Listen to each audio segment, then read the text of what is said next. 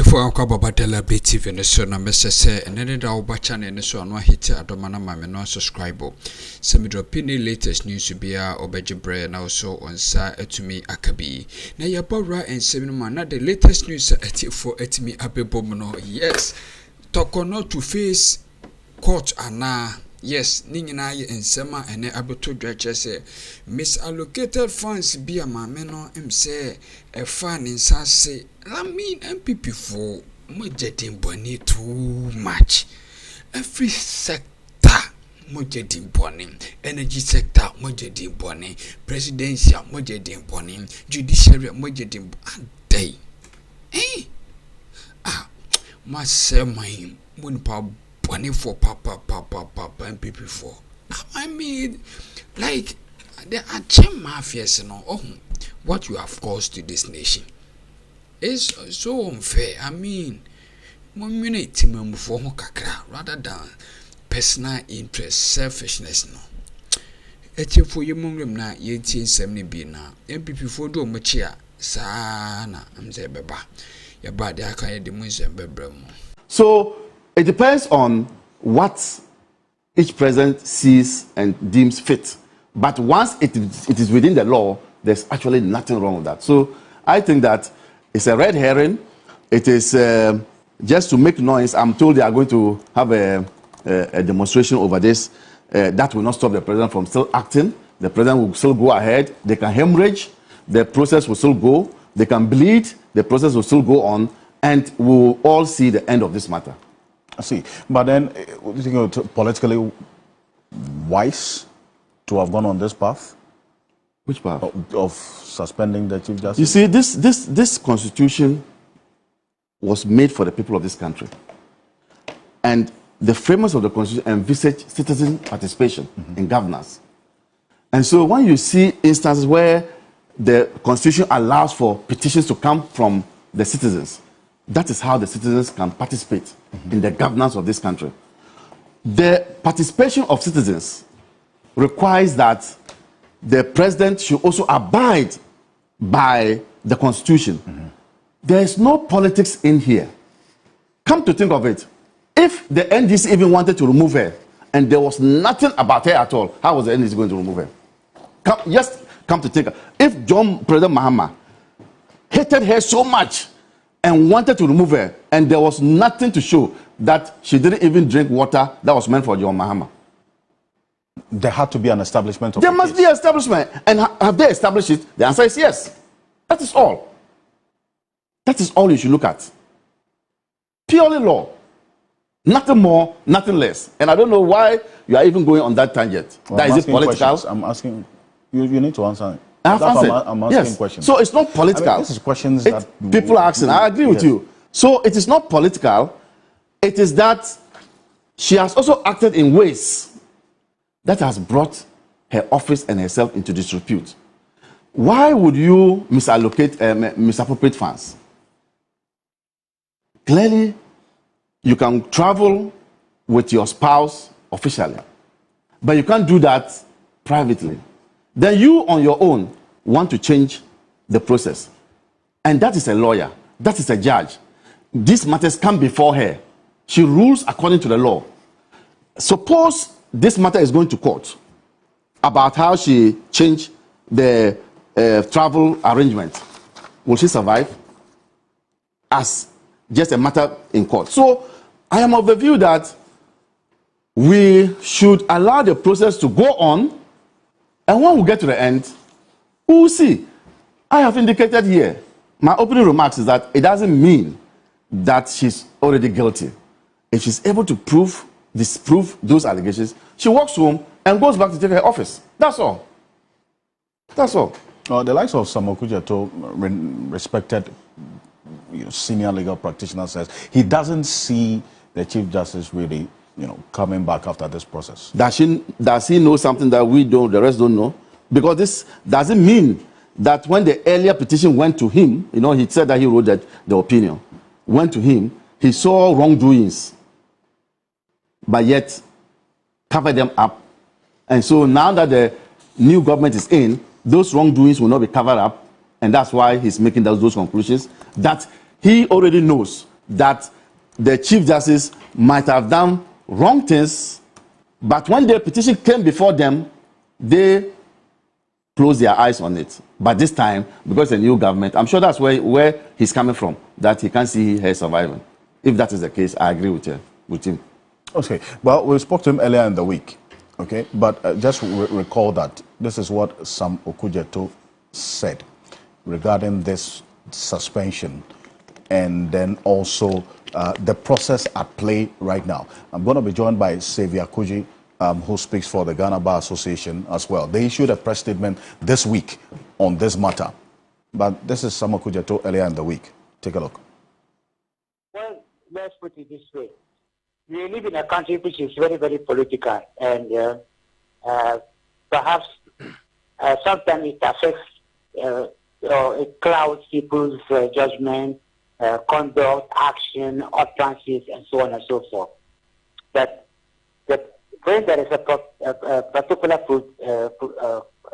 provision in the Constitution, I see what has been said or done is actually in compliance with what is in the Constitution. Let's lean in a bit on your experience when the first petition was taken by Professor Kweku Asare to President Akufo-Addo. You were one of the members of the Council of State who were consulted in that entire process. Considering the position you have now on the argument that this process could be subject to political manipulation, what would you say are the lessons you drew from that process and what can be done going forward from what we've seen play out today? Well, this is what I'm saying, that constitutional provisions are there, but it does not prevent people from putting political sentiments into it. It does not prevent it from happening. It can happen. And so far as I know, the previous petition that was sent made against the Chief Justice was surprisingly dated 18th December, which I thought was a little odd, that if a government is in office for maybe some 3 weeks or so only, and then somebody sends a petition, it smacks of, something else. But of course, it was dealt with by the Council of State, and the Council of State said they found no merit in the petition, and we recommended it be dismissed. So that is what happened. But then the question is that when people are bent on someone, then you find out that, well, personally, I feel that it's a dangerous thing for any democracy. When you begin to, when the public is allowed, well, sometimes when people say that the public has a right, yes, the question, of course, is that the public right sometimes is also suspicious in the sense that not everybody understands the judicial system or the way it works. Right. Not everybody even understands what goes on in the court. Sometimes even a judgment is given and people accuse the judges of being biased and so because the judgment does not come the way they want it to be. Unfortunately, even sometimes some of my own legal colleagues also make utterances of that nature, which is also quite sad, because we know that when you go to court, you either win or you lose. Sam Okudzeto there, essentially making the point that the perception about bias on the part of the Chief Justice is just politics at play and nothing else. And don't forget that the person talking is also a politician. Okudzeto is neck deep in the NPP. So you can also divorce his submissions from politics. But he admits that so far the processes as laid out is being followed by the president. He admits in his first comment. Yes. He admits that one. But now he then goes further by trying to speak politics into it. You have noticed that all the MPP lawyers, none of them have said that Article this has been violated, Article that has been violated, Article this has... No, they are not saying that. All that they are saying is that they feel it's political. They feel it's political. But I have also said that even if something is political and you live your life beyond reproach, nothing can be done to you. And that is what I think we should look at. Has she actually breached any provisions of any law? Has she been complicit in anything? If the answer is no, the committee will exonerate her. But if the answer is yes, she exits like others have exited. Democracy is under attack. Which democracy is under attack? Is she the bastion of democracy? She alone? She alone? All of us are not democratic. She alone? She's the head of it doesn't another matter. arm of government. It doesn't matter. The judiciary. Yes. She's critical. She's been out for the past 3 days. Democratic architecture of the country. No, she's not critical. Her role is critical. The human being is not yes, critical. I'm talking about the judiciary in a sense. Alfred, yes. She's been out for the She's past. not the judiciary. She's been out for the past 3 days. Has the judiciary crumbled? I mean, She's been out for 3 days now, or 4 days. I don't know. Has the judiciary crumbled? Has anybody complained after going to court that she went there and judges were not there, or she went there and justice was mutilated? Nothing. So she is not the one. It is about the position, and whoever we put there would perform that position. So the MPP is just engaged in what I said yesterday, that they are engaging. What did I say? I forgot. The hogwash. No, not that one. So when people go to spiritualists, when they go to spiritualists, trying to do cha-cha and see whether when they complain about this will hold. When they complain about this will hold. No, they are only throwing mud to see where it will stick. But in truth and in fact, they know in down their hearts that nothing has been breached by the Constitution. But the public also needs to understand that this is due process at play. Yes. Devoid of politics. That is devoid of politics. But you also know, can she ever survive? Even just as we speak, 2 more have come. What is it about her? There are 2 additional petitions have come. So what is it about her as a Chief Justice? Like you are saying, that she's the fountain of the justice system. What is it about her that all these petitions are coming? There's a call from Professor Kesi Prempeh, who is leading the committee on this constitutional review process and the engagements we've seen. Also has the Center for Democratic Development, CDD. He makes a call. He says, at the minimum, the findings and the outcome of the said proceedings at play now, including the grounds and supporting evidence behind the removal petition, must be made public after the fact. Where the removal petition pertains to a Chief Justice, no sitting judge should be included in the 5-person removal committee that is constituted to hear the petition. What's your response to this? I think this is about constitutional reforms. He's talking about law reform. Yes. In future. Oh, not necessarily. No, in future. This is not born after the Constitution. Yeah, but it doesn't mean that as a part of policy and governance transparency, we share the information. No, I'm talking about, okay, there are 2 things here. Yeah. He's talking about judges not sitting. Yes, there are 2. Exactly, actually. 2 things. He's talking about judges not being part of the panel, and he's talking about making the petition public. As for making the petition public, I agree in total, because I don't understand why all those processes must be concealed. We also need to know. Okay. We need to know. We need to know. We need to know what allegations are made before against the Chief Justice, and we need to know also her response. At the moment, there are all manner of information going out, coming from her, also the petitioners.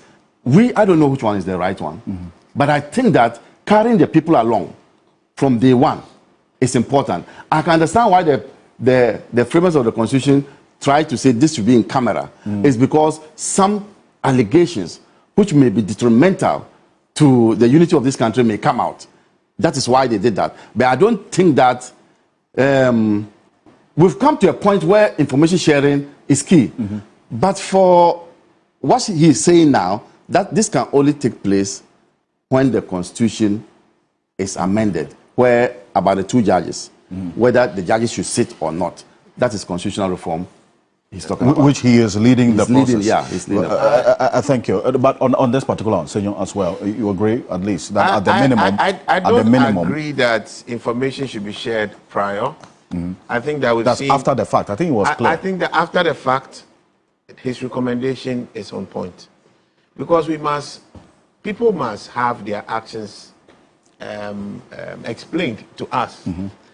Those who have been nominated to be on the committee are representing the people of Ghana. They must account to us. We need to understand the basis of their decisions. All right, just like every ruling, a judge is required to publish the ruling.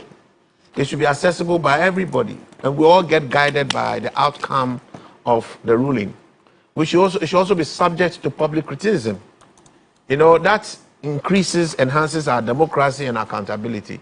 Now, the issue about a sitting judge, I can understand him. Then maybe we should also add that nobody who has had a case before the court should also be nominated. So where are we going with this? There's a reason why judges should be there. They have been trained with the capacity of being the last arbiters in issues relative to our jurisprudence and our social construct. So I think, I may vary that, but maybe we should have a nice debate. Each Pepper is a fantastic brain, and it's a very engaging person. We should have a debate for it. I don't agree with Amaliba that everything should be put public right from start. No. You see, people are going to spew things. It's not every allegation, even when true, may be considered meritorious enough for the removal of such officers. It's not even when true. It depends on the gravity of that allegation. But when it becomes a matter of massive public discourse, it may also bring into question the moral standing or the competence of the image of whichever officer, in this case the CJ's image, into question, even if she has to stay in there. The deliberations may bring certain things that, even though there may not be basis for removing anybody, may make the public question the dignity of her person in that office. All right, so we haven't removed you, but we have actually taken the shoes off your feet, you know, under your feet. So I think that, and the other last one, which I think is more important, is to also minimize the prejudice that the committee may be faced with as a result of our public discourse. Do we need to have our public discourse practically prosecuting the matter heavily out here? You're a lawyer. They say when the matter is in court or something, there's a limit to which we can have a conversation. But when you make these petitions public, the conversations will be deep.